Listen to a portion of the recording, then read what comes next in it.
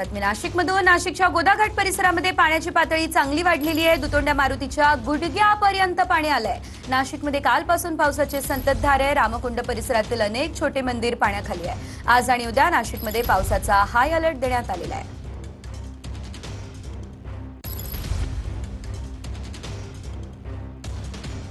नाशिकच्या गोदाघाट परिसरामध्ये पाण्याची पातळी चांगली वाढलेली आहे। दुतोंड्या मारुतीच्या गुडघ्यापर्यंत आता पाणी आलेलं आहे।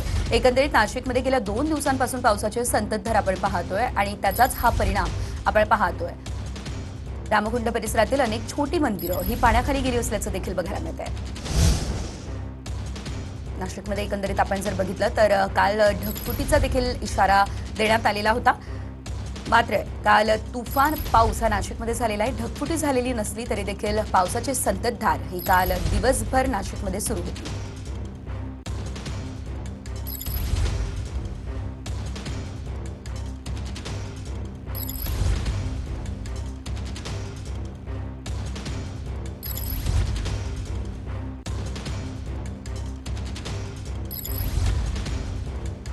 तर या संदर्भात अधिकची अपडेट घेऊयात आमचे प्रतिनिधी चंदन पुजाधिकारी यांच्याकडून। चंदन, आपण पाहतोय गेल्या 2 दिवसांपासून नाशिकमध्ये पावसाची संततधार आहे। मात्र याआधी अगदी कोरडी ठाक पडलेली गोदावरी ही आता खळखळून वाहताना दिसतेय। काय अपडेट?